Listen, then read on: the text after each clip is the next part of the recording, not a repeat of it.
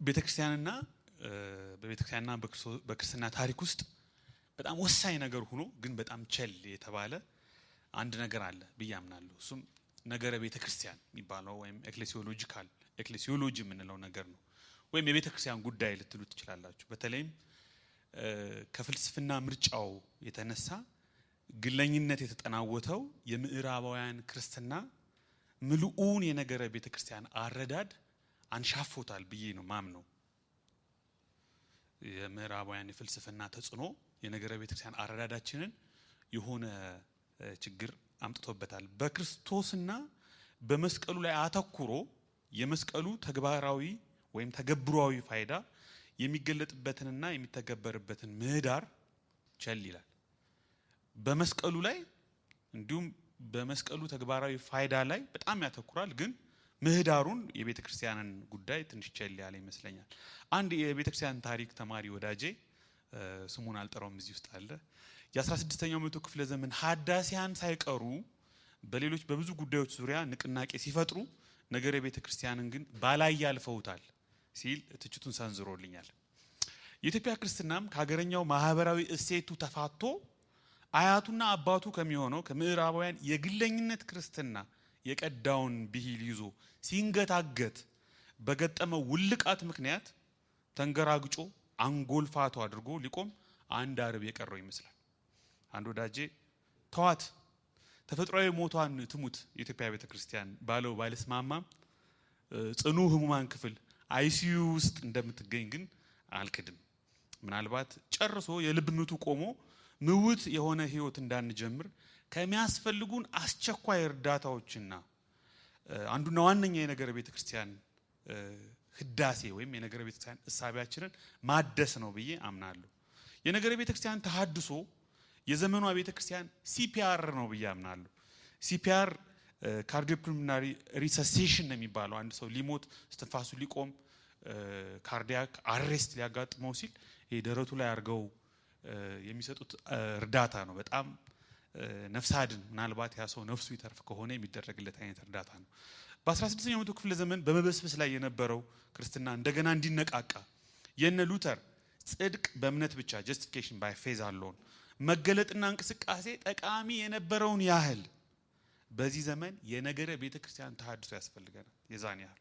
በዚህ ምክንያት በልቤ ውስጥ ለአመታት የነበረውን ሳሰላሰለው ሳጠና የኖርኩትን የቤተክርስቲያን ጉዳይ ዛሬ ላማክራችሁ። እንግዲህ መድረኩ መካር ስለሆነ ስለ ሁለቱ ጉምቱ ሐዋርያት ማለትም ስለ ጳውሎስና ጴጥሮስ ከጌታ ጋር ያደረጉትን ንግግር ያም ደግሞ ስለ ቤተክርስቲያን ያለንን መረዳት ምን ያህል እንደሚቀይረው ከማሳየቴ በፊት እስኪ አንዳንድ የመንደርደሪያ ነጥቦችን ላንሳ።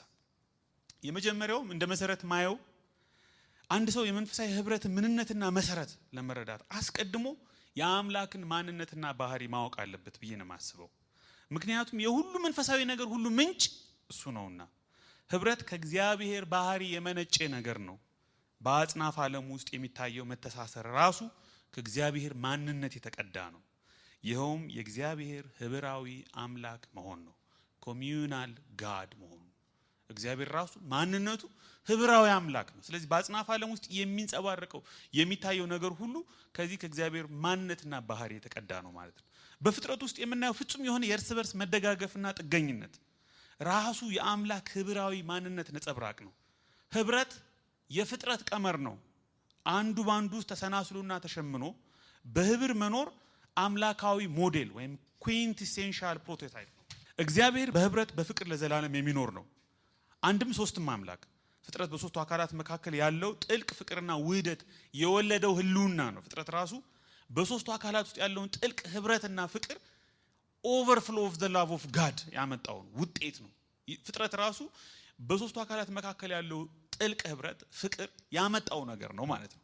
የቀጰዶቅያ አባቶች ወይም ካፓዶሺያን ፋዘርስ ምንላቸው በተለይም ጎርጎሪዮስ ዘእንዚናዙ የምንለው ግሪጎሪ ናዚያንዘስ የሚባለው የአምላካውያን ህብራዊ ኑባሬ ወይም the idea of the social God የሚለውን ሐሳብ ከፍጥረቱ ጋር ካለው መስተጋብር ጋር አስተሳስሮ አምላክ ከፍጥረቱ ጋር ያለው መስተጋብር አስተሳስሮ ያስተማሩትን ነገር እንደ ሞዴል ብንጠቀም ጥሩ ነው ብዬ አስባለሁ። በስላሴ አካላት መካከል ያለው ፍቅር ፍጥረትን አስገኝቷል ብያችኋለሁ። በፍጥረቱ መካከል ያለው ትስስር ደግሞ ኔክሰስ ኦፍ ሪሌሽንሺፕ ራሱ የሶስት አንዱ አምላክ ህብራዊ ማንነት መገለጫ ነው። ፍጥረትን ራሱ ስናየው የእግዚአብሔር ማንነት ራሱ እንረዳለን ማለት ነው። በሶስቱ አካላት መካከል ያለ አንድነትና አብሮ ኗሪነት በፍጥረት ውስጥ አንዱ ያለ ሌላው ህልውና እንደሌለው ማሳያ ነው። በፕላኔቶች ምህዋራዊ ሽክርክሪት ዙሪት ውስጥ አንዱ ከሌላው ጋር የተሳሰረበትና ጥገኛ የሆነበት ተክሎች ያለ ፀሐይ ብርሃን ምግባቸው ማዘጋጀት አለመቻላቸው፣ ያለ ተክሎች ኦክሲጅን አቅርቦ ሰዎችና እንስሳት መተንፈስ አለመቻላቸው፣ ያለ ኦዞን ጃንጥላነት በፀሐይ ቁጣ ልንቀሰፍ መቻላችን ወዘተረፈ በመካከላችን ያለውን ኢንተርዲፔንደንስና ህብር ወይም ህብራዊ ግንኙነት ያሳያል። አንዱ የሥላሴ አካል ብቻውን ከሌላው ተነጥሎ ሊኖር ያለመቻሉ እውነታ በፍጥረት ውስጥ ያለው አብሮ ኗሪነትና መዋቅራዊ ቀመር ወይም ስትራክቸራል ፎርሙላ መሆኑን እናያለን። በአብ በወልድ መንፈስ ቅዱስ መካከል ያለው ኮኤግዚስተንስ እና ኮሄረንስ በፍጥረት ውስጥ ስለተንጸባረቀ ፍጥረት ራሱ እርስ በርሱ ተደጋግፎና ተሳስሮ አንዱ ለአንዱ ጥገኛ ሆኖ እንዲኖር ምክንያት ሆኗል ማለት ነው። ስለዚህ የእግዚአብሔር ከማንነቱ የተቀዳ አጽናፈ ዓለማዊ ህብረት እንዲኖር ፈልጓል ማለት ነው። በፍጥረት ውስጥ ያለው ይህ ህብር ተመልሶ ላስገኘው ጌታ ክብር እንዲያመጣ ተደርጎ ተቀናብሯል። አንድ ሰው እንደተናገረው ፍጥረት እንደ ኳየር ነው። በአንድነት ህብራዊ ዜማን ላስገኘው ለእግዚአብሔር ክብር ያዜማል። መዝሙር 19 እንደምናነበው በጸጥታ የተሞሉ ፍጥረታት ሳይቀሩ ድምጻቸው እስከ ምድር ዳርቻ ይወጣል። ምናልባት ሰው እንደ ኳየር መሪ ቢሆን እንጂ የማይዘምር የለም። ሌላውን ፍጥረት ይዘምራል። ሰውን ካሰባችሁ ምናልባት ኳየር ሊደር ሊሆን ይችላል። በራሱ ውስጥ መሰረታዊ እርባናና ዋጋ ኢንትሪንሲክ ቫልዩ የሌለው ፍጥረት በአጽናፈ ዓለም ውስጥ የለም። ፍጥረት የእግዚአብሔር የማይታየው ባህሪ እርሱም የዘላለም ኃይሉ ደግሞም አምላክነቱ መገለጥ ነው። ጳውሎስ እንደዛ ብሏል። ታዲያ እግዚአብሔር ፍለጋ ምንድነው? the great quest of God ምንድነው?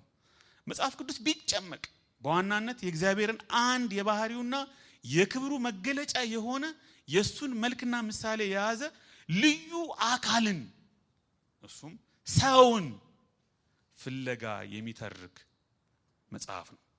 ውጥኑ ከተዋወቀበት ከኤደን ገነት አንስተን ውጥኑ እስከተሳካበት እስከ አዲሲቱ ኤደን አዲሲቱ ኢየሩሳሌም ብናስስ ታላቁ የፍቅር አምላክ ሰው የተባለውን አካል ከሌላው ፍጥረት በተለየ ሁኔታ አክብሮና አፍቅሮ የድንቅ ህብረቱ አካል ለማድረግ ያካሄደውን ፕሮጀክት እናጠናለን። ይህ ድንቅ ፕሮጀክት ብዙ መሰናክሎች ቢያጋጥሙትም በፈጣሪ ትዕግስትና መግቦት ዳር የሚደርስበት ስልት መዳረሻ አግኝቷል። በመካከል እንዲህ እንላለን፣ ሰውን ምንኛ ፈለግከው፣ ምንኛ ወደድከው፣ ምንኛ አከበርከው። አምላካዊው ድምጽ በኤደን ገነት አዳም ወዴት ነህ ሲል የተሰማው ድምጽ እግዚአብሔር ከሰው ጋር የጀመረውን የክብር ጉዞ በውድቀት እንቅፋት ምክንያት እንኳን ላያቋርጠው ቸል ላይለው እንደማለ ያሳያል። ይልቁንም አጥብቆ እንደሚፈልገው ያሳያል። በመጽሐፍ ቅዱስ ሊቃውንት ዘንድ ኤደን ገነትን የአትክልቱን ስፍራ እንደ መቅደስ የማየት ስምምነት አለ። የእግዚአብሔር ሰው ግንኙነትን ጥንስስ የእግዚአብሔርና የሰውን ግንኙነት ዲቫይን ሂውማን ሪሌሽንሺፕ ጥንስሱ የአምላክ ሰው ቅርርብ ውጥን ጅማሬ በዛች የአትክልት ስፍራ ታይቷል። ሰውን በአራቱ ወንዞች መካከል በፊሶን በጉዮን በኤፍራጥስና በጢግረስ መካከል ሲያስቀምጠው በህልውናው ሙላት the fullness of his presence እንደ ፍጥረቱ ወኪል ቫይስ ሬጀንት አድርጎ ሲያስቀምጠው እናያለን። በውድቀት ጊዜም የነበረውን ግንኙነት መልሶ ለመገንባት እግዚአብሔር በእነ አቤል፣ ሄኖክ፣ ኖህ ከሞከረው በላይ እንደገና በልዩ ሁኔታ በአብርሃም አሳካው። አብርሃም አንድ ብቻውን ሳለ ጠርቶ አበዛው። ከጥቂት ወደ ብዙ ከውስን ወደ ሰፊ አድማሰ ሰፊ ጉዞ እንደ እግዚአብሔር ስልት ታየ። አብርሃም መሰዊያን ሰርቶ የእግዚአብሔር ስም ጠራ። የኤደን ገነቱ ውጥን ፍሬ እንዳፈራ ማሳያ መሆኑ ነው። የእግዚአብሔር ፍለጋ ስኬት ቅርጽ መያዙ ማረጋገጫ አንዱ አብርሃም ነው። የእግዚአብሔር ሕዝብ ፍለጋ ስኬትና እርካታ ወደ ሰማይ ተመልከት፣ ከዋክብት ልትቆጥራቸው ትችል እንደሆነ ቁጥር አለው፣ ዘርህም እንደዚሁ ይሆናል በሚሉት ቃላት ውስጥ የእግዚአብሔር ሕዝብ ፍለጋ ውጥን ወይም ፍላጎት ተጠቃሏል። ጳውሎስም በክርስቶስ የተገኘውን አዲሱን ማህበረሰብ የአብርሃም ዘር የአብርሃም ተስፋ መፈጸም ሲል ያገናኘዋል። ከግብጽ የወጣውና የተቤዠው ሕዝብ በምድረ በዳ ሲንገዋለል ለምን እንደተጠራና ለምን እንደተፈለገ የገባው አይመስልም። በአስሩ ተአምራት በቀይ ባህር መከፈል፣ ፈረሱና ፈረሰኛው መስጠም፣ የእሳትና የደመና አምድ፣ የመልአክ ምሪት፣ ማራና ኤሊም፣ የዓለቱ መፍለቅ፣ ከሰማይ መና መውረዱ፣ የሕጉ ምሪት መሰጠት የምድረ በዳው ትውልድ ለምን እንደተጠራ እንዲገነዘብ አላገዙትም። እስከ ምዕራፍ 25 ድረስ ዘጸአት ምዕራፍ 25 በመካከላቸው አድር ዘንድ መቅደስ ይስሩልኝ ዘጸአት 25 ቁጥር 8 የሚለው ትእዛዝ አሁንም አምላካዊው ጥማት ማደሪያ ፍለጋ እንደሆነ ሕዝብ ፍለጋ እንደሆነ ያሳብቃል። የኤደኑ ፕሮጀክት በፈጣሪ ዘላለማዊ ዕቅድ ውስጥ የተካተተ የማይረሳ ትልም መሆኑ ዳግም ማረጋገጫ ነው። በተራራው እኔ እንደማሳይ ሁሉ እንደ ማደሪያው ምሳሌ እንደ ዕቃውም ሁሉ ምሳሌ እንዲሁ ስሩት ሲል በሰጠው ትእዛዝ መሰረት የማደሪያው ድንኳን ሲጠናቀቅም በሕዝቡ መካከል የማደር ፍላጎቱን ስኬት በክብሩ ደመና በመሙላት መርቆ ከፈተው። ሰማይ ተከፈተ፣ የእግዚአብሔር ልብ ረካ። እንዲሁም ሙሴ ስራውን ፈጸመ። ደመናውም የመገናኛውን ድንኳን ከደነ፣ የእግዚአብሔርም ክብር ማደሪያውን ሞላ። ደመናውን በላዩ ላይ ስለነበረ የእግዚአብሔርም ክብር ማደሪያውን ስለሞላ ሙሴ ወደ መገናኛው ድንኳን ይገባ ዘንድ አልቻለም። የእግዚአብሔር ስኬት፣ የእግዚአብሔር ፍላጎት ሕዝቡን ማግኘቱ፣ በሕዝቡ መካከል ማደሩ። ታላቁ ጠባሳ የአይሁድ ታሪክ መጥፎ ፌርማታ። ማቴዎስ ጂኒኦሎጂውን የትውልዶችን ሐረግ ሲደረድር ዳዊትንና የባቢሎንን ምርኮ እንደ ፌርማታ እንደ ድንበር ማካለያ ተጠቅሞታል። ዳዊትና ምርኮ በእስራኤል ታሪክ ውስጥ ቁልፍ ስፍራ ያላቸው ስለሆኑ የሁሉናቸው ውድመት የባቢሎን ምርኮ ለምን የሰለሞን መቅደስ፣ የእግዚአብሔር ደስታ፣ የእግዚአብሔር ስኬት፣ ታላቁ ነቢይ የእግዚአብሔርን ልብ የሚያውቀው ተወዳጁ ንጉስ ዳዊት ለአምላኩና አባቱ ለእግዚአብሔር የሚወደውንና የሚፈልገውን ማድረግ ወደደ።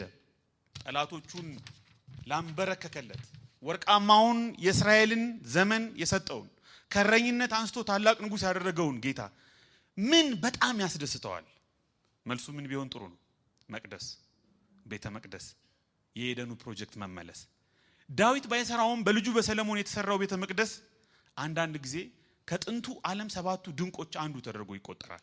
the seven wonders of the ancient world የሚባለው እግዚአብሔር ይህንን መቅደስ ከመውደዱ የተነሳ መቅደሱን ብቻ ሳይሆን የመቅደሱን ከተማ ኢየሩሳሌምን ቅድስት ሲል ይጠራታል።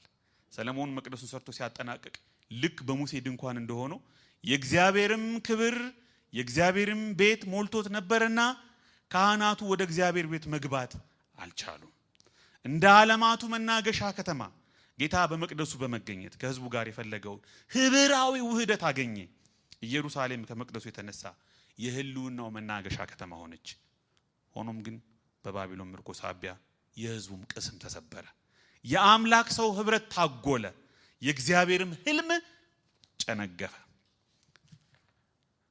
የእስራኤል ቁዘማ ባየለበት እግዚአብሔር ጥጉን ይዞ በአረምሞ የተቀመጠ በሚመስልበት በተለምዶ የጨለማው የዝምታው ዘመን የሚባለው ሄሮድስ ከነቤተሰቦቹ ለቄሳሮቹ ያሽቋለጡ እስራኤል በቅኝ ግዛት ብረት በትር በምትረገጥበት ጥቁር ቀን ያ ታላቅ ባለኪዳን ባለመጻፍ ህዝብ አምላኩ ጋር ተኳርፎ ለጠላት ተላልፎ በተሰጠበት ጥቁር ቀን የመቅደሱ ክብር መመለስ፣ የዳዊት ኢዮቤልዩ ወርቃማ ዘመን ትዝታ ናፍቆት ባገረሸበት አጥቢያ አንድ በ30ዎቹ ዓመት ገደማ የሚገኝ አይሁዳዊ ጎልማሳ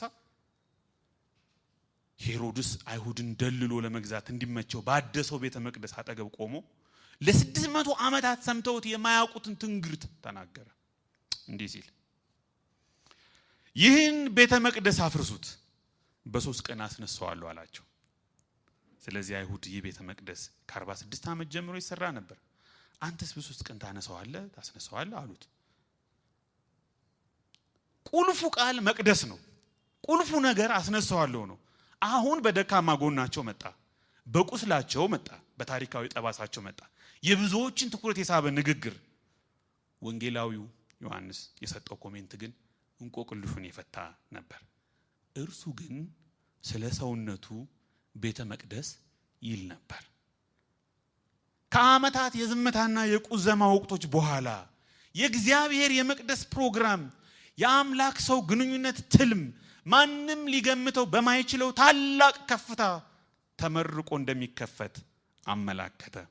ሰማይን ከምድር የሚያስታርቀው የእግዚአብሔር በሰው መካከል ማደር ልቀት ክላይማክስ ኢየሱስ የመቅደሱ መጋረጃ መቀደድ ያው በቀራንዮ እውነተኛው መቅደስ ሲል ይናገራል። በኃጢአት የተበላሸው የኤደን ገነት ፕሮጀክት፣ በምርኮ የፈረሰው የሰለሞን መቅደስ ክብር በማይሻረውና በማይለወጠው በእግዚአብሔር ልጅ በኢየሱስ ዳግም ተመሰረተ።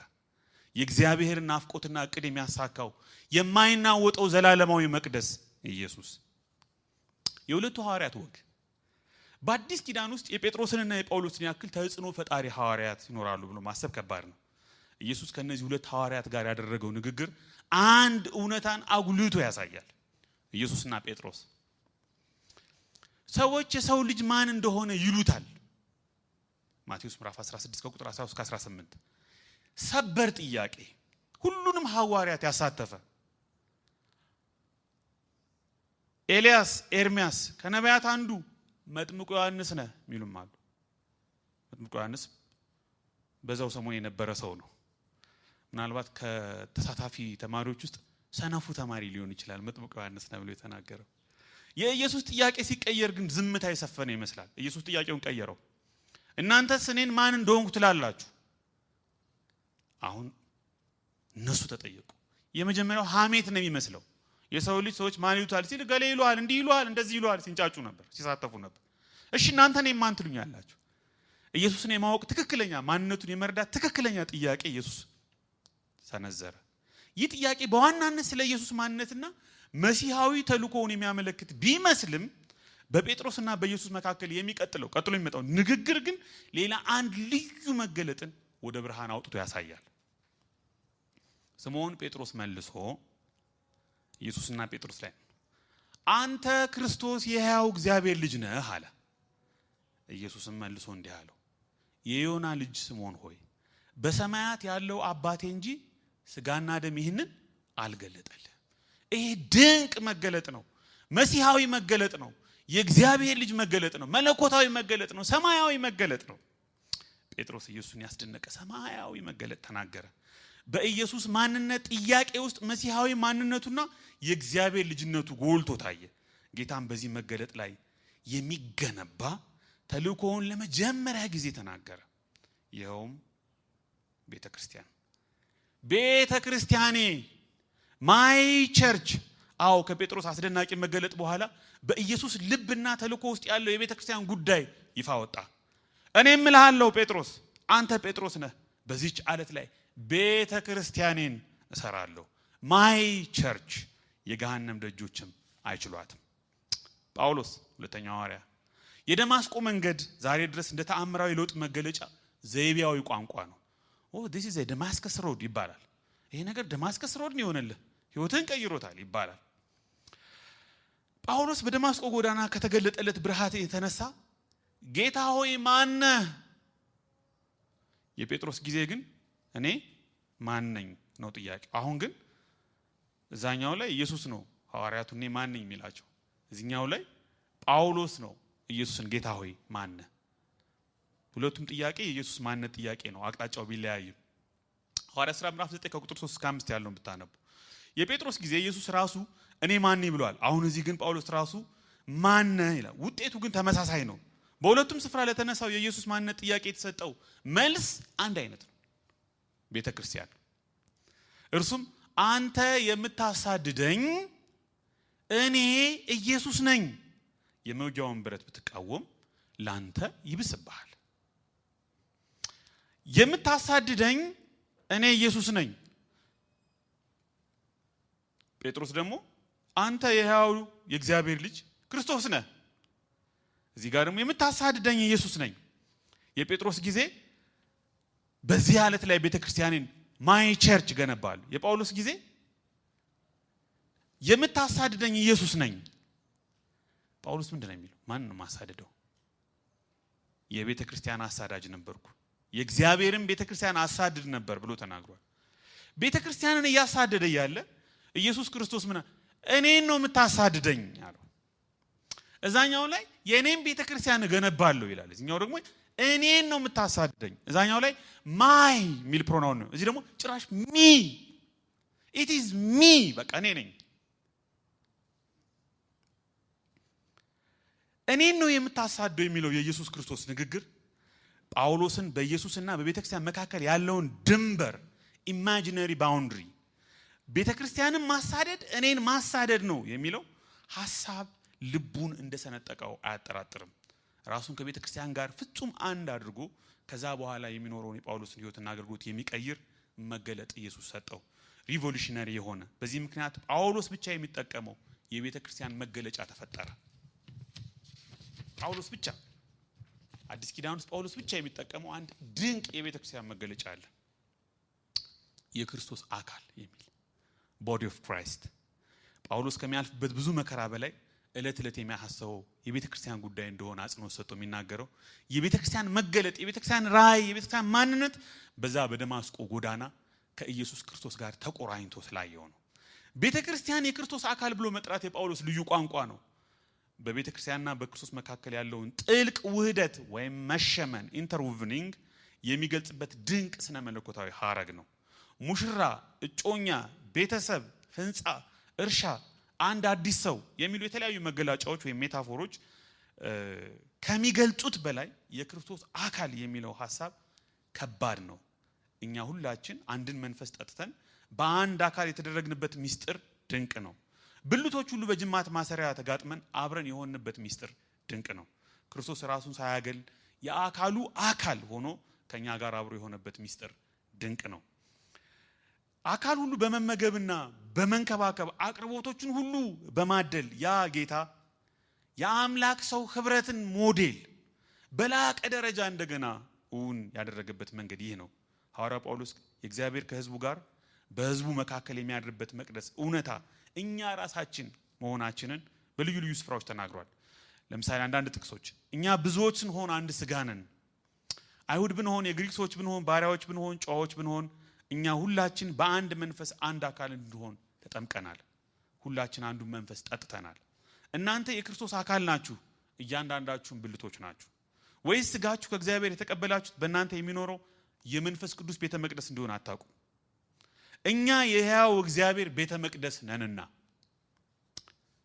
ሐዋርያው ዮሐንስም በራእዩ መጨረሻ ያየው ራእይ በኤደን ገነት፣ በአብርሃም መሰዊያ፣ በሙሴ ድንኳን፣ በሰለሞን መቅደስ የኢየሱስና የእሱ ማህበረሰብ በሆነችው በቤተ ክርስቲያን ሲታይ የኖረው የእግዚአብሔር ከህዝቡ ጋር መሆን ማደር ፕሮጀክት መጠናቀቅ ኮንሱሜሽኑን ነው።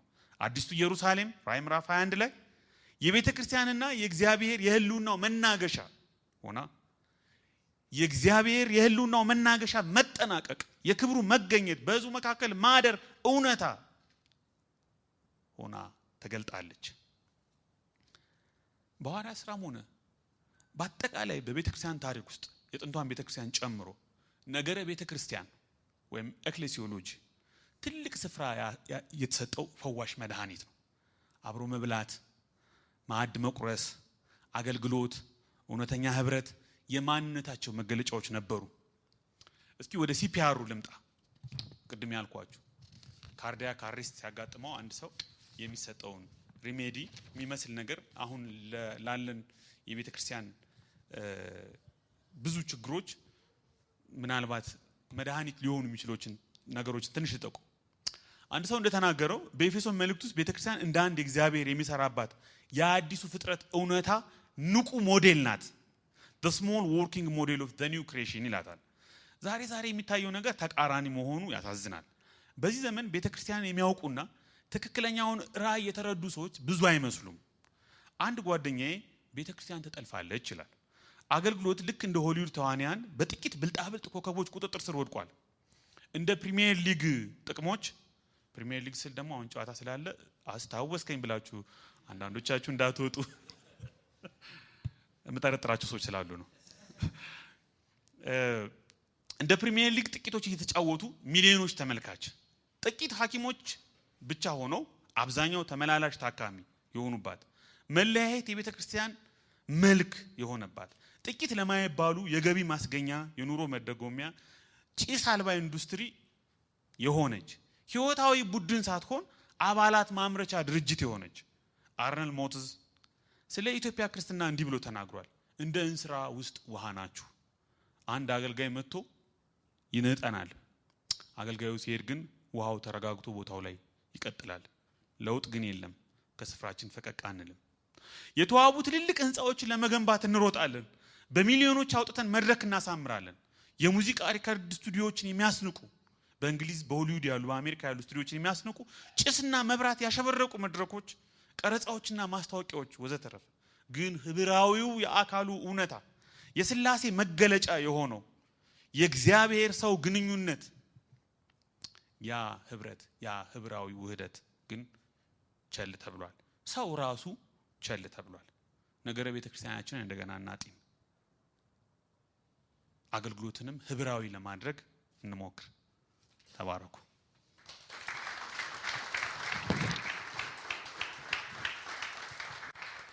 አመሰግናለሁ። ተካባላለሁ። የተነሳው ሐሳብ ጥሩ ፖይንት ነው። በጨረፍታ እንደተማውት ሁለት አይነት ቤተክርስቲያን አለ አይደለ? የሎካል ቸርች የምንለው የሚታየውና ዩኒቨርሳል ቸርች ክርስቶስ አሁን ቀደም ያነሳው የክርስቶስ ቦዲ ኦፍ ክራይስት ያልነው የክርስቶስ አካል ያልነው ክርስቶስ የሚያውቀውን እንጂ ምናልባት እዚህ ያለ ላይሆን ይችላል። እኔ እንዳረዳዴና ቤተክርስቲያን ያልከው ምናልባት ጠቅለል ስናደርገው ሎካል ቸርቹን ነው ወደ ሶሻል የምናመጣው ሎካል ቸርቹን ነው እንጂ ያኛውን ቦዲ ኦፍ ክራይስት የሚለውን ይመለከታል ወይ የምለው ለማለት ነው። አመሰግናለሁ በጣም። እሺ በጣም ወንደርፉል የሆነ በጣም ሞጋጭ የሆነ ፕሬዘንቴሽን ያቀረብክልን እግዚአብሔር ይባርክ። አበባዬ መጀመሪያ ስትነሳ የምራባውያን አረዳድ በተለይም ኢንዲቪጁዋሊስቲክ በሆነ አይነት መነጽር ሁሉን ነገር የሚያዩ መሆናቸው የነገረ ቤተክርስቲያን አረዳዳችን ላይ ተጽዕኖ አድርጓል ብለህ ጀምራል። ልክ ነው፣ የራሱ የሆነ ተጽዕኖ አድርጓል። ግን ኢንዲቪጁዋሊስቲክ የሆነው አረዳዳቸው ሞሮፍ የተንጸባረቀው ከነገረ ድነት ጋር በተያያዘ ነው። ያም ለካቶሊክ የሰጡት መልስ ይመስለኛል። ካቶሊክ ከቤተክርስቲያን ጋር ራስን አይደንቲፋይ በማድረግ ነው ድነት የሚገኝ። ሳክራሜንቱ ምኑ ቤተክርስቲያን ቅዱሳት ስርዓታት እነዚህ ነገሮች በማድረግ ነው ድነት የሚፈጸመው የሚል ዶክትሪን ስለነበረ አይ አይደለም፣ ድነት ግላዊ ነው፣ በክርስቶስ ኢየሱስ በግላችን አምነን የምንወስነው ውሳኔ ነው የሚል ምላሽ ነው የሰጡት። እንደዛ በጣም ኢንዲቪጁዋሊስቲክ በሆነው ፍልስፍና መወሰዳቸው ልክ ነው። ነገረ ቤተክርስቲያን ላይ ያመጣው የራሱ የሆነ ተጽዕኖ ይኖረዋል። ይሄ ቤተክርስቲያን ታሪክ አጥኚዎችም ነገረ ቤተክርስቲያን አጥኚዎችም ይስማሙበት ነገር ነው። ግን ልክ አይደለም ወይ ነው አሁን በተለይ ነገረ ድነት ጋር በተያያዘ ድነት ኢንዲቪጁዋሊስቲክ አይደለም ወይ ወይስ አሁን እንደምንሰማው የሆነ ኮሚኒቲ ውስጥ የእግዚአብሔር ኮሚኒቲ ውስጥ ራስን አይደንቲፋይ በማድረግ ነው ድነት ሚለው አይነት ወደዛ ሄዳሉ ያንተ የሚለው ያንተን አቋምም ለማወቅ ነው። አረዳድህን በዛ ረገድ በረዳው ብዬ ነው። ምን ችግር አለው እንደዛ መታሰብ? ኢንዲቪጁዋሊስቲክ ነው፣ በቃ ሰው በግሉ አምኖ ነው የሚድነው ስንልም ቤተክርስቲያን ውስጥ ጌታን እንደ ግል አዳኝ የምንላት ያው በራሱ ብዙ ነገር ኢንዲቪጁዋሊስቲክ በሆነው በሂዩማኒዝም ፍልስፍናም ኢንፍሉዌንስድ መሆኑ በተለይ ሪፎርሜሽን የሚባለው ብዙ ቤስ ቢፈጥርም ግን አይደለም ወይ እውነታው? ስለዚህ ይሄ እንደ ቤዚክ ነገር ቤተክርስቲያንን መረዳዳ ላይ ያለን መረዳት በጣም ያበላሸው ዋናው ነገር ይሄ ነው ማለት እንችላለን ወይ ከዚህ ላይ በመቆም የሚል ነው አንደኛው ጥያቄ። ሌላው ምናልባት ፕሬዘንቴሽንህ ላይ ያው አጭር ጊዜም ስለሆነ ብዙ ጠልቀህ ባትገባም ግን ሰሚዎች ላይ ነገረ ቤተክርስቲያንን ወደ ሆነ ኮርነር እንደጣሉና ምንም ስለ ቤተክርስቲያን እንዳላሉ ተደርጎም እንዳይታሰብ ብዬ ነው። ለምሳሌ ማርክስ ኦፍ ትሩ ቸርች የትክክለኛዋ ቤተክርስቲያን መገለጫዎች ብለው ያስቀመጡታል እንደ መስፈርት። ለምሳሌ አንደኛው ጆን ካልቪንም ሉተርም የተናገሩት መካከል ሶስት ነገሮች ነጥሮ ይወጣሉ። አንደኛ ጤናማ አስተምሮ አይደለ፣ ሁለተኛው ሳክራመንት በትክክል እግዚአብሔር ቃል በሚያዘው መሰረት አድሚኒስተር መደረጋቸው፣ ሶስተኛው ቸርች ዲሲፕሊን ነው። ስለዚህ እነዚህ ነገሮች ውስጥ ጤናማ አስተምሮ አለ፣ ክርስቶስ ኢየሱስ የሰጣቸው ትእዛዛት በተለይ ጥምቀትና የጌታ እራት አይቀሩም።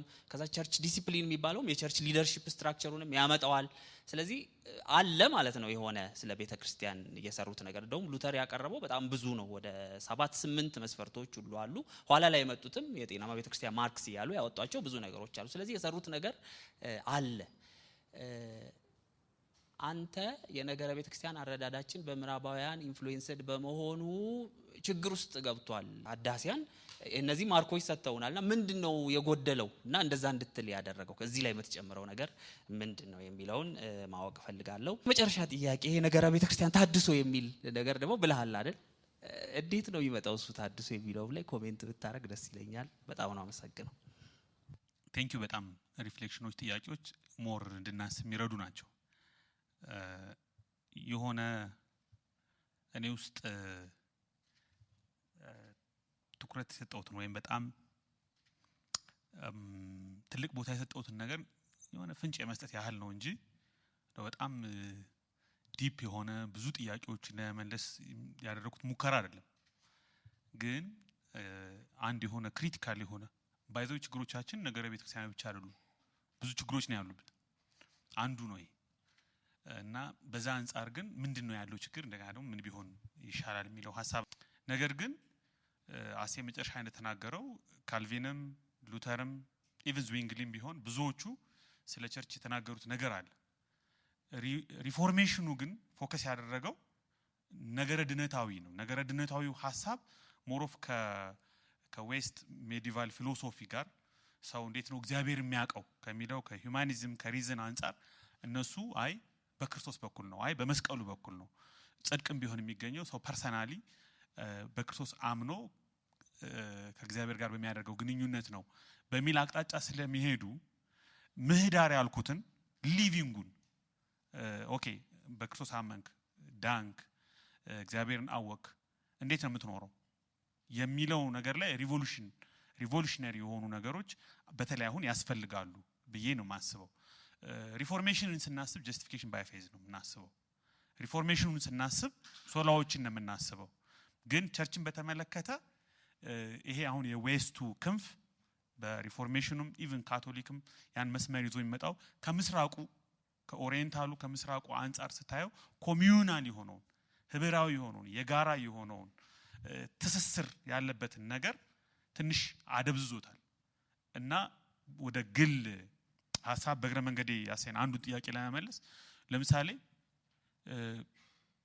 ጌታን እንደ ግል አዳኝ አድርገህ ተቀብለሃል ወይ የሚለው ሐሳብ በራሱ በግል ወሰነ ጌታን የምትከተል መሆኑን ከማመላከቱ ባለፈ የሆነ ከጀርባው መልእክት አለው። በግል የወሰንከው ውሳኔ በቃ አንተ በግል ጌታን ተቀብለሃል፣ ድነሃል፣ ወስነሃል፣ በቃ አለቀ የሚለውን ግን ኮሚዩናል የሆነውን የጋራ የሆነውን በቤተክርስቲያን ውስጥ የሚተገበረውን በቤተክርስቲያን ውስጥ ኤክሰርሳይዝ የምናደርገውን የነገረ ድነት አስፔክት የድነት አስፔክት አደጋ ላይ የሚጥል ነው እና ክርስትናን ስናስበው ለምሳሌ አንድ ጓደኛዬ የማስታውሰው ቸርች እኮ በቃ ምን አሁን ምናምን ተባባል እንዴ ምን አስጨነቀህ አለኝ። ለምን ስለ የራስን ሄደ ማምለክ ነው አለ። በቃ የራስን ሄደ ማምለክ ትሄዳለህ፣ የራስን ሄደ ማምለክ ነው። ኦኬ ምን ማለት ነው ስለ እኔ አሁን ለምሳሌ አለ እሄዳለሁ፣ ወንበሬ ላይ እቀመጣለሁ፣ የራሴን እጸልያለሁ፣ የራሴን ምን አገባኝ ደስ አይልም? ለምን በቃ የግል ጌታ የግል ነው፣ ክርስትና የግል ወደ እንደዚህ አይነት አዝማሚያ ከዛስ ምንም አይነት እውነተኛ የሆነ መንፈሳዊ አንዱ ኳሊፊኬሽኑ መንፈሳዊ የሆነ በእውነት ላይ የተመሰረተ በጤናማው የክርስትና አስተምህሮ ላይ የተመሰረተ መተሳሰር፣ ህብረት፣ ግንኙነት፣ ውህደት ትኩረት ያልተሰጠበት ፌሎሺፕ ነው የሚኖረን ማለት ነው። ስለዚህ ምንድነው እየሆነ ያለው? በቃ ጨርሻለሁ፣ በግሌ አምኛለሁ፣ ጌታን ተቀብያለሁ፣ ድኛለሁ፣ አለቀ፣ በቃ አለቀ። ከዛ የሆነ የቀጠሮ ቀን ይሰጣል ወይ አንተ ወደ ጌታ ትሄዳለህ ወይ እሱ መጥቶ ይወስዳል። በመሃል ያለው ነገር እንደውም አንዳንድ ጊዜ እንደ ዌልካም ኮርፕስ የሚባል አለ። አሜሪካ 5 ሰዎች የሆነ ፎርም ሞልተው እስኪወስዱ ድረስ የሆነ ሬፊውጂ ካምፕ ውስጥ የሚቀመጡ ኢትዮጵያውያን ምናምን አሉ፣ ኡጋንዳ ምናምን እንሰማለን። በቃ ሬፊውጂ ካምፕ ውስጥ ተቀመጣለህ፣ ካናዳ ወይ አሜሪካ ቪዛ እስኪመጣልህ ድረስ ቁጭ ብለህ ትጠብቃለህ። አብዛኛው የክርስትና ህይወታችን ጌታን ከተቀበልን በኋላ ያ ቪዛው እስኪመጣ ድረስ ሬፊውጂ ካምፕ ውስጥ ቁጭ ብሎ የመጠበቅ አይነት ነው። በቃ ስራፈት ጴጥሮስ ነው ስራፈት ነው የምንሆነው። ለምን? ክርስትና ምንድን ነው? በቃ በግል ጌታን ታምናለህ፣ ትቀበላለህ፣ ትላለህ፣ ሃሌሉያ ድኛለሁ፣ ቅጽበታዊ በሆነ መልኩ ድኛለሁ፣ ጨርሻለሁ፣ ጌታ ሲመጣ ነው ወይ ወደ ጌታ ሲሄድ ጌታ ይላል። ግን ትክክለኛ ጤናማ የሆነው የክርስትና ህይወትና አስተምህሮ በጥንቷ ቤተክርስቲያንም ውስጥ የምናገኘው መጽሐፍ ቅዱስ የምናገኘው ይሄ አይደለም። በተለይም ከነገረ ቤተክርስቲያን አንፃር ካየነው the small working model of the new creation ያልኳችሁ አንዲት አክቲቭ የሆነች የምትሰራ የእግዚአብሔር መገለጫ የአምላክ መልክና ምሳሌ መታያ መገለጫ ሆና በሌላው ፍጥረት ላይ ቫይስ ሬጀንት ወኪል ሆና የሱን ክብር የሱን ህይወት የሱን ባህሪ የምትሰብክ የምትገልጥ የምታሳይ ከፍጥረት አክቹአሊ ከእርስ በርስ ብቻ ሳይሆን ከአጽናፈ ዓለሙ ሁሉ ጋር የጋራ ኳየር የጋራ ዜማ የምናዜም አክቲቭ የሆን የህይወት ቡድኖች እንድንሆን እንጂ አባላት አንድ በጣም ትልቁ እንትን ሜምበርስ ነን የሆነ ሎካል ቸርች ሜምበርስ ነን። ይሄ እኮ ቸርች ኦርጋናይዜሽናል አስፔክት አላት። ያ መጥፎ ነገር አይደለም፣ ያ ስህተት አይደለም። ግን ከዛ ያለፈ ዲፕ የሆነ ስፒሪቹዋል አስፔክት ኦፍ ላይፍ አለን። እሱ ደግሞ በጣም የሚተገበረው ፕሮፐር የሆነ ጤናማ የሆነ የነገረ ቤተክርስቲያን አረዳድ ሲኖረኝ ነው። ለምሳሌ አሴን በምን መልኩ ነው ማየው? የአንድ ቸርች አባል እንደመሆን የሆነ ጓደኛዬ እንደሆነ የሆነ ነገር እንደሚሰራ ብቻ ነው ወይስ እንዴት ነው የምናየው? በክርስቶስ አካል ቪዥን ውስጥ በቸርች ቪዥን ውስጥ ኮርፖሬትሊ ስለተሳሰርንበት ስለጠጣነው አንዱ መንፈስ ስለምናምነው እምነት ስለ ፌሎ አምልኳችን በአንዱ ጌታ ውስጥ ወይም ደግሞ በክርስቶስ አካል ውስጥ እንደሆነ ወንድምና እህት ነው የምንተያየው። እና ኬር አክቹአሊ ለሰው ብቻ ሳይሆን ክሬሽን ኬርም እዚህ ፌሎሺፕ ውስጥ አለ። ለክሬሽኑ ራሱ አሁን ፍጥረቱን ራሱ ባይዘው ኢንዲቪጁዋሊስቲክ የሆነውና በግል ያምኜ ምድን ሰው ነኝ በቃ ድኛለሁ የሚለው ሐሳብ አይደለም። ለሌላው ክሬሽን ለሌላውም ሰው ግድ የሌለው ወደ መሆን ዝንባሌ ሊያመጣን ይችላል።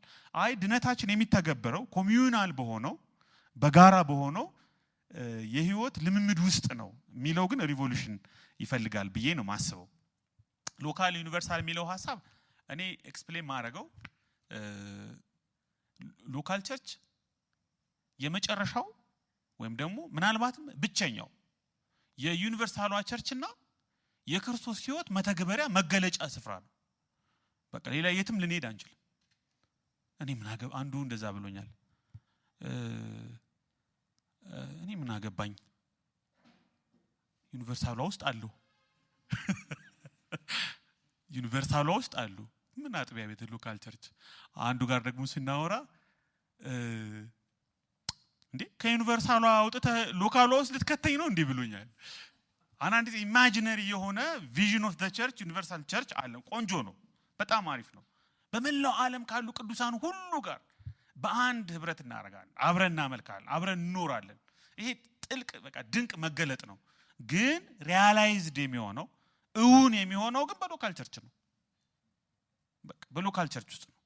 ሎካል ቸርች ውስጥ የሌለ ሰው ዩኒቨርሳል ቸርች ውስጥ የለም አንልም። ዩኒቨርሳል ቸርች ውስጥ ያለ ሰው ሎካል ቸርች ውስጥ ስለሌለ ወይም ደግሞ ሎካል ቸርች ውስጥ ያለው ሁሉ ዩኒቨርሳል እውነተኛው የቤተክርስቲያን ህይወት ውስጥ ወይም ደግሞ አለ ብለን እንደዚህ እንትን አንልም። ግን ሪያላይዜሽኑን ግን ልንክድ አንችልም። ስለ ቤተክርስቲያን ሳወራ እኔ ወርኪንግ ሞዴሏ ምላት በየሎካሊቲው ኤግዚቢት የምትደረገው ሎካል ቸርቿን ነው። በሎካል ቸርች ውስጥ ያለንን ፕሮፐር ክርስቲያን ላይፍ ነው ከግምት ውስጥ የማስገባው። ምዕራባውያን በተመለከተ አንድ የግል አዳኝ የሚለውን አያይዤ የተናገርኩት ነገር አለ። የድነት አስፔክት እኔ በጣም እዚህ ላይ ነው በጣም ማጥናት አለብን ብዬ ማስበው። ድነትን ስናስብ ልክ ለምሳሌ በብሉይ ኪዳን ኮቨናንታል ሪሌሽንሺፕ ነው። በብሉይ ኪዳን ቃል ኪዳናዊ ግንኙነት ነው። የአብርሃም ቤተሰብ መሆን ነው፣ የአብርሃም ዘር መሆን ነው እና ደግሞ እግዚአብሔር ከህዝቡ ጋር ካለው ኪዳን ጋር የተያያዘ ኪዳናዊ ህይወት ነው፣ ኪዳናዊ ህብረት ነው። በአዲስ ኪዳንም ድነት ለእያንዳንዱ ግለሰብ እንደሚታደል ራሽን ባናየው ጥሩ ነው ብዬ ማስበው። ልክ ነው ጆይን የምናደርገው ፐርሰናሊ በወሰድነው ውሳኔ ነው። ፐርሰናሊ በእኛንን ዲሳይድ የምናደርገው ያንን ኮቨናንታል ሪሌሽንሺፕ ያንን ፋሚሊያል ቤተሰባዊ ግንኙነትና ህብረት ህይወት የሚፈስበትን ጸጋ የሚገለጥበትን አካሉን ይመግበዋል፣ ይንከባከበዋል። ባውንቲፉል ሳፕላይ ኦፍ ዘ ስፒሪት ኦፍ ዘ ሎርድ የሚለው ፊልጵስዩስ 1:9 ላይ የእግዚአብሔር መንፈስ መሰጠት ለመዳን ይሆንልኛል። ለአካሉ እግዚአብሔር ጌታ ከአካሉ ጋር ራስ ሆኖ የሚያስፈልገውን ጸጋና አቅርቦት ሁሉ የሚያፈሰው ለአካሉ ነው። ከአካሉ የተነጠለ ህይወት በግሌ ኤክሰርሳይዝ የማድረገው የክርስትና ህይወት መጽሐፍ ቅዱሳዊ አይደለም ወይም ጤናማ አረዳድ አይደለም። አቅርቦቶችን ሁሉ ጸጋዎችን ሁሉ እግዚአብሔር ይህን አካል የሚመግብና የሚንከባከብበትን ነገር ሁሉ ማገኘው በአካሉ ውስጥ ነው። ኮሚኒዩናል ነው። ዲሲሽንን በተመለከተ ፐርሰናል ዲሳይድ ላደርግ እችላለሁ። ያንን ማንም አይወስንልኝም። አንዳንዶች ይከራከራሉ። የቤተሰብ እምነት በቤተሰብ እምነት ተጠምቆ ይድናል። በተለይ የህፃናትን ጥምቀት የሚያነሱ ሰዎች እዚህ ላይ ለየት ያለ አረዳድ አላቸው። አንድ ህፃን ልጅ በግሉ አምኖ በራሱ ወስኖ በቃ ከዚህን ቀን ጀምሮ ምናምን ላይል ይችላል። አናዶች ነው ህፃናትም እኮ ያምናሉ አይናገሩ እንጂ ያምናሉ እኮ ምናምን ይሉ አሉ። ህፃና ያምንም ያለ ማን ነው ምናምን ብለው የሚከራከሩ ሰዎች አሉ። ኢቭን በጣም ከማህፀን ውስጥ እያሉ ሳይቀር ሁሉ ድምጽ ይሰማሉ፣ ያስባሉ፣ ያምናሉ፣ ጌታ ያናግራቸዋል። ለምሳሌ ኤልዛቤት ማህፀን ውስጥ መጥምቁ ዮሐንስ ተናለ ዘለለ፣ ጌታን ሰገደለት ሁሉ ለማርያም ብዙ ደረጃ ነገሩን ወስደው የሚሟገቱ ሰዎች አሉ። ሪዘርቬሽኖች አሉኝ። ግን የግል ነው የሚለው ሐሳብ አዲስ በግላችን ዲሳይድ አድርገን የምንከተለው መሆኑን ማሳየት አለበት። ግን ኮሚኒያል የሆነው ነገር ግን እኔ በጣም ትልቅ ቦታ ሊሰጠው ይገባል ብዬ ነው ማስበው። ምክንያቱም አገልጋይ የሚባለውም ቸርችን እንደ አንድ የሆነ የግሉ የራሱ በቃ ይሄ ኮሚኒያል የሆነውን የጋራ የሆነውን አስፔክት የማይረዳ ከሆነ ልክ ቅድም እንዳልኩት ነው። እንደ ሆሊውድ አክተሮች የከተማውን መድረክ 10 ሰዎች በጣም በዛ 15 ሰዎች ናቸው የሚቆጣጠሩት የሚመሩት። እና አንድ ጎበዝ ሰባኪ እዚህ መድረክ ላይ አምጥታ ታምር ማስደረግ ነው ትልቁ ግብ። ለምን ክርስትና በቃ ኢንዲቪጁዋሊስቲክ አስፔክቱ ስለጎላ ጸጋው ያለው ታዋቂ ተወዳጅ ፖስተሩን ብንለጥፍ ብዙ ሰው የሚመጣ ምናምን አይ አገልግሎት አይ ክርስትና አይ የቸርች ላይፍ ኮሚዩናል ስለሆነ የሆነ ሰውዬ ከኛ የተለየ አንድ አውራ በጣም ጎበዝ ሰው አምጥተን እዚህ ታምር መፍጠር ሳይሆን እኛ እርስ በርሳችን በየቀኑ እሁድ ብቻ ሳይሆን ከሰኞ እስከ እሁድ የምንኖረው የጋራ ህይወት ነው ወደሚል ሪቮሉሽነሪ አይዲያ መምጣት አለብን። እንደዛ ሲሆን ጸጋዎች ያድጋሉ። እንደዛ ሲሆን ሁላችንም አክቲቭ ኢነርጄቲክ እንሆናለን። እንደዛ ሲሆን የሁላችንም ጸጋ ይሰራል። ቤተክርስቲያን ታብባለች። ቤተክርስቲያን የክርስቶስ ትክክለኛ መገለጫ የሥላሴ መገለጫ ትሆናለች። ሶ አሁን ሴቲንጉን እንኳን አዩት እስኪ ዝም ብላችሁ። እኔ እዚህ እናገራለሁ፣ እዚህ 100 ምናምን ሰው ያዳምጣል። እውነታ ነው። ምንም ይሄን በአንድ ቀን እንቀይረዋለን ማለት አይደለም። ለምንድን ነው ከፍተኛ ኢንቨስትመንት ለመድረኮች፣ ለቸርቾች፣ ለሳውንድ ሲስተም፣ ለመብራት 25 ሚሊዮን ብር የዛሬ 2 ወር ለአንድ መድረክ ደከም ላለች መድረክ 25 ሚሊዮን ብር ሳውንድ ሲስተም አወጥተዋል። እዛ ቸርች ውስጥ ያሉ ሰዎች በምን አይነት ህይወት ውስጥ ነው ያሉት? በምን አይነት መንፈሳዊ፣ ፖለቲካዊ፣ ቁሳዊ፣ ማህበራዊ ጉስቁልና ውስጥ ነው ያሉት? ምን ያህል እንተዋወቃለን? ምን ያህል አብረን እንጸልያለን? ምን ያህል ጸጋዎች እንከፋፈላለን? ወይስ ምን ያህል ነው መድረኩ? ምን ያህል ነው ቸርቹ? ምን ያህል ነው እንትኑ የሚለው? ለየትኛው ከፍተኛ ትኩረት? እኔ ቆንጆ ሳውንድ ሲስተም እወዳለሁ፣ ፈልጋለሁ። እሱን እየተቃወምኩ አይደለም። ቆንጆ ቸርች፣ ጥሩ ቸርች በጣም ያስፈልጋል። ልክ ነው፣ ያስፈልጋል። አንዳንድ ጊዜ ይሄን ጥለን ያንን እናንሳ እያልኩ አይደለም። ግን ፕራዮሪቲያችን የቸርች አንደርስታንዲንጋችን ቀስ እያለ የሌላ እንግዲህ ምዕራባውያን ምንለው በቃ እንደ ሌላ ስታይል እያያዘ ሌላ መልክ እያያዘ ስለሄደ ነው። በነገራችን ላይ የጥንቷ ቤተክርስቲያን እንግዲህ ጥንቷ ቤተክርስቲያን ሚንጣት በግራና በቀኝ ስደትና የስተት ትምህርት ነበር እና ከዛ ፋታ ያገኙት በ312-13 ቆስጠንጢኖስ ክርስትናን ተቀበልኩ በኋላ ነው። ወይም ወደ ኒቂያ አካባቢ ትንሽ ተንፈስ ያሉት። ከዛ በፊት አንዳንዴ በስደት አንዳንዴ በስተት ትምህርት ሲናጡ ነው የኖሩት እና ላይፋቸው ሀምብል ነበር። በጣም ሲምፕል ሀምብል ምናምን የጌታ እራት በቃ ቀለል ባለ መንገድ ነው የሚወስዱት። የሄንሪ ቻድዊክ የሚባል የቸርች ሂስትሪ ብታነቡ አንድ ፕሌኒ ዛያንገር ለአውራጃ አለቃው የጻፈለትን ደብዳቤ እነዚህ ሰዎች አልተመቹኝም ሲል ሰላይ ላክባቸውና የሚሰሩት መጀመሪያ ላክልኝ አለው እና ያቺ ሰላዩ ገብቶ ያየውን ነገር ፕሌኒ ለአለቃው የጻፈው ደብዳቤ ሰርቫይቭ አድርጓል፣ ተገኝቷል። እና እሱን ስናነቡ በጣም ነው በቃ ደስ በጣም ሀምብል የሆነ ሲምፕል የሆነ ሶፊስቲኬትድ ያልሆነ በቃ እና ዙዊንግሊያን ለማምጣት ሞክሮ ነበር። የመዘጋጃ ቤቱን መጋረጃ ቀዶ እዛ ወንበር ስቦ ቴብሉ ላይ የመጀመሪያውን የሪፎርሜሽን የጌታ እራት ወሰዱ።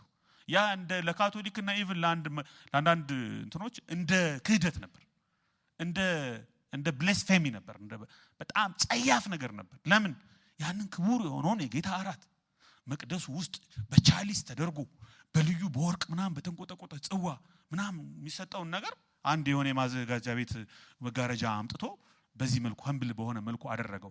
እኔ ያ ሲምፕሊሲቲው በራሱ ላይፋችንን ኢዚ ያደርገዋል እና ደግሞ ጄኒዩን ያደርገዋል፣ ትሩ እውነተኛ ያደርገዋል። እና አንድ ጊዜ ኢንፋሲስ የምንሰጠው በጋራ ላለን ህይወት ነው ወይስ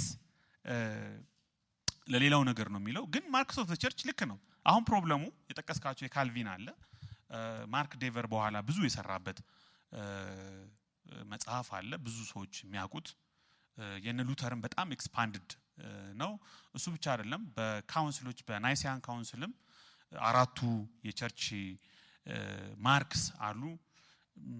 ዋን ሆሊ አፖስቶሊክ ምናምን ብለው የገለጿቸው ብዙ ጽሁፎች ብዙ ዶክመንቶች አሉ።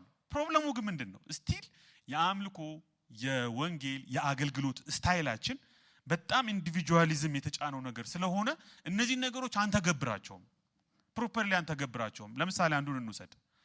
ለምሳሌ ሳክራመንቶችን እንዴት ነው የምናያቸው? አሁን ሳክራመንቶችን በጣም አሁን ካልቪን ሳክራመንትን ምንድነው የሚለው? እግዚአብሔር ጌታ እርስ በርሳችን ከራሱ ጋር የሚሰፋበት መንገድ ነው ይላል ጌታ እራትን። የጌታ እራትን በምንወስድ ጊዜ እኛ ሁላችን አንድ ላይ የምንሰፋበት የምንተሳሰርበት ከክርስቶስ ጋር አካሉ ከሆነች ከቤተ ክርስቲያን ጋር እውነተኛ ተሳትፎ ህብረት ፓርቲሲፔሽን የምናደርግበት ቃል ኪዳን ነው ይላል። በዛ አንደርስታንዲንግ በዛ ክብር በዛ መረዳት ነው ወይ የምናደርገው? አያችሁ አንዳንዱ ነገር እንትን ይፈልጋል፣ ሪስቶር መደረግ አለበት፣ ሪቫይታላይዝ መደረግ አለበት፣ እንደገና ሕያው እንዲሆን። አሁን ሰዎች ሲጠመቁ በጥምቀት ቀን ምን እየተካሄደ ነው ያለው? ምንድነው እየሆነ ያለው? ምን ይሰማናል? ምን እናደርጋለን? ጋብቻ አሁን ጋብቻ አንድ ሚስጥር ነው። ጳውሎስ ሚስጥር ብሎታል። እኛ ሚስጥራቱ ሁለቱ ሚስጥራት ላይ ብናተኩርም ሌሎች ብዙ ሚስጥራት አሉ። ጋብቻ እንዴት ነው የምናየው? ቤተክርስቲያን ከፍ ትልቅ የሚኒያቸር ነው፣ ሞዴል ነው። የእውነተኛዋ የእግዚአብሔር በእግዚአብሔርና በሰው መካከል ያለው ድንቅ ህብረት ሞዴል ትንሿ ቤተክርስቲያን ናት በሚል በልዩ እይታና ቫልዩ እና ደግሞ የቤተክርስቲያንን ላይፍ እውነታ በደንብ ሪያላይዝ የምናደርግበት መንገድ ነው ብለን እንተገብረዋለን ወይ? ባይ ዘ ዌይ አንድ በጣም የኔ ሰርግ ጊዜ የሰበከው ሰው መንጃ ፍቃድ ለማውጣት የምንሰለጥነውን ያህል እንኳን ለጋብቻ እንዘጋጅም አለ። መንጃ ፍቃድ እኔ 9 ወር ትሬኒንግ ትምህርት ወስጃለሁ። አረ እኔ በሁለት ቀን ያወጣሁት የምትሉ ሰዎች ስርዓት አድርጉ። በምን እንዳወጣችሁት እንዳልናገር አየቀለድኩ ነው። ማለት መኪናውን ስንነዳ ማኑዋል አብሮ ይላካል። ማኑዋሉ በጣም ብዙ ጊዜ ሊወስድ ትሬኒንግ ይወስዳል። ሰው ግን ጋብቻን በምን ቫልዩ በምን ክብር በምን ጸሎት በምን ጥንቃቄ በምን ማስተዋል ሚስጥሩ ተልእኮ ዓላማው ከዛስ የቤተክርስቲያንን ላይፍ ጨርሶ አደጋ ላይ የሚጥል ገጽታ ይዞ ይመጣል። ለምን ላይፋችንን ብዙ ጊዜ በቃ ኢንዲቪጁዋሊስቲክ የሆነው አስፔክት ጋብቻን ራሱ ኮሚዩናል ላይፉን ይሄ ኮሚዩናል የሆኑ የላይፍ አስፔክቶቻችን በደንብ ካያችኋቸው አንድ ባንድ የተጎዱ ናቸው። አንድ ባንድ ለምን እኔ ላይ ነው ማተኩረው። ለምሳሌ እኔ አንድ መናገረው ጋብቻን በተመለከተ አንድ ሐሳብ አለ። ብቻዬን ነኝና የሚመቸኝ ረዳት ስጠኝ ብሎ አዳም አልጸለየም። ፍላጎቱ የመጣው ከማን ነው? ከእግዚአብሔር ነው። ስለዚህ እዛ ውስጥ እኔነት የለም ማለት ነው። በቃ እኔ ጎሎኛል፣ አንድ አጥንቴን የምትደፍን ጉድለቴን የምትሞላ ጉድለቴን የሚሞላ እኔ እኮ ካላገባው ባዶ ነኝ፣ እኔ እኮ ካላገባው ሙሉ አይደለሁም። ስለዚህ አንድ ሰው እኮ ሙሉ ህይወት የሚኖረው ሲያገባ ነው የሚል በጣም የሆነ ይሄ ከዛ ጉድለትን አስፍተህ ተጠብቃለህ። ግጠም አትግጠም፣ ሙላ አትሙላ፣ ሙይ አትሙይ፣ በቃ ሌላ ችግር ውስጥ ይመጣል። ያ ይሄ የእኔነቱ አስፔክት ራሱ ሁሉም ነገር ላይ ተገልጦ እናገኘዋለን ማለት ነው። ማርክስ ኦፍ ዘ ቸርች አለ፣ ጽሁፎች አሉ፣ ብዙ ግን አንተገብራቸውም። እንዴት ይምጣ? ይሄ እንግዲህ የኔ ጥያቄ ነው። ማለት አንደኛ የመጀመሪያው እኔ ይረዳኝ ልንገራችሁ። መጀመሪያ እኔ ይረዳኝ የቤተክርስቲያን ቪዥን the vision of the church ያንን ማየት አለብን። ለምሳሌ ጳውሎስ በደማስቆ ያየው ነገር እኔን ነው የምታሳደኝ የሚለው መገለጥ ለካ ቤተክርስቲያን ማለት በነገራችን ላይ በሁለቱ ፕሮናውኖች መካከል ምን እንደተፈጠረ ታውቃላችሁ? ማቴዎስ ምዕራፍ 16 ማይ ቸርች ቤተክርስቲያንን ገነባለሁ። ሐዋርያት ሥራ ምዕራፍ 9 እኔን ነው የምታሳደኝ። በማይና በሚ መካከል ኢየሱስ ማይ ባለበትና ሚ ባለበት መካከል አንድ ትልቅ ኢቨንት ተፈጥሯል። ሞቱና ትንሳኤው። ለካ ለቤተ ክርስቲያን ራሱን ከሰጣት በኋላ ደሙን ካፈሰላት በኋላ ህይወቱን በትንሳኤው ከሰጣት በኋላ መንፈሱን አቅርቦቶቹን ሁሉ ከሰጣት በኋላ የራሱ አካል አድርጓታል፣ ዋጅቷታል፣ ገዝቷታል፣ ሙሽራው አድርጓታል፣ አካሉ አድርጓታል። አሁን ማይ የሚለው ፕሮናውን ሩቅ ነው ለክርስቶስ። ራሱን ከቤተ ክርስቲያን ጋር አይደንቲፋይ አድርጓል። መጀመሪያ the vision of the church የቤተ ክርስቲያን ራይ፣ የቅዱሳን ፍቅር፣ የአካሉ ፍቅር የቤተክርስቲያን ፍቅር ሊገባን ይገባል። ያ ደግሞ አማራጭ አይደለም። ለምንድነው አማራጭ ማይሆነው? በአጽናፈ ዓለም ውስጥ የተንጸባረቀው የህብረት ቀመር የሥላሴ ማንነት ነው። እግዚአብሔር ከራሱ ያልሆነ ነገር እንደ ፎርሙላ እንደ ስትራክቸር ፎርሙላ አልተጠቀመም። አይደለም ቤተክርስቲያንማ የእግዚአብሔር ማንነትና ባህሪ መገለጫ ናት። ህብረት የቤተክርስቲያን ማንነት ነው። ባይዘው ህብረት የቤተክርስቲያን ከተግባራቶቿ መካከል አንዱ አይደለም፣ አይደንቲቲዋ ነው። በመንፈስ የተሳሰርንበት የተጋመድንበት ማንነታችን ነው። ግን በፍጥረት ውስጥ ሁሉ ያለው መተሳሰርና መገናኘት የእግዚአብሔር ራሱ ባህሪና ፍላጎት ነው። እግዚአብሔር ራሱ የሆነውን የማንነቱና የባህሪውን መገለጫ ነው በሌላው ፍጥረት ላይ ሁሉ ያንጸባረቀው። ስለዚህ ሌላውን ፍጥረት እንኳን ልናገለው አንችልም። ለምን? ኢንትሪንሲክ ቫልዩ አለው፣ ያመልከዋል፣ ያከብረዋል፣ ስለ እግዚአብሔር ክብር ይናገራል። መጀመሪያ ቤተክርስቲያንን ቅዱሳን የምናይበት መንገድ ሪቮሉሽናይዝ መደረግ አለበት።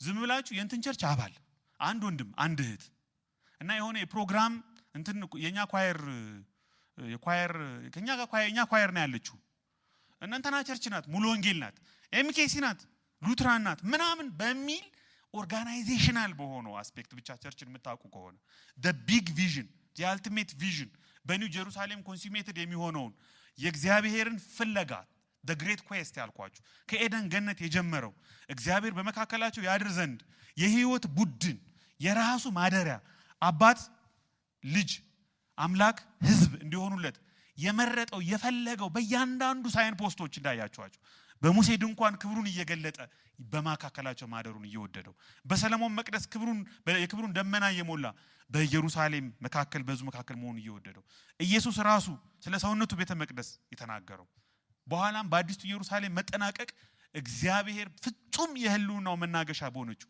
አዲስቱ ኢየሩሳሌሙን በመጠናቀቅ የሚገለጠው የቤተክርስቲያን ቪዥን የቤተክርስቲያን ህይወት የቤተክርስቲያን ጥሪ ማንነት ፍንትው ብሎ መጀመሪያ ሊበራልን ይገባል ብዬ ነው ማሰብ። ከዛ በኋላ ነው የምናደርገው ነገር ኦሪየንቴሽን የሚያገኘው። በቃ በትክክል የምናደርገው መጀመሪያ ለምሳሌ አገልጋይ በሆን በዚህ አንደርስታንዲንግ ማገልገል ያለብኝ አማኝ ምእመን በሆን ቅዱሳንን አገልጋዮችን የማየው በዚህ መነጽር ይሆናል ማለት ነው። ከዛ ውጭ ግን ቅድም እንዳልከው በቃ የሆነ አደረጃጀት የሆነ ማህበር የሆነ እቁብ እድር ምናምን አይነት እኩል አይነት ነገር ልናረጋው እንችላለን። እሱ ደግሞ የጌታ ህይወት በቤተክርስቲያን ውስጥ እንዳይሰራ እንዳይገለጥ እንቅፋት ይሆናል ብዬ ነው የማስበው።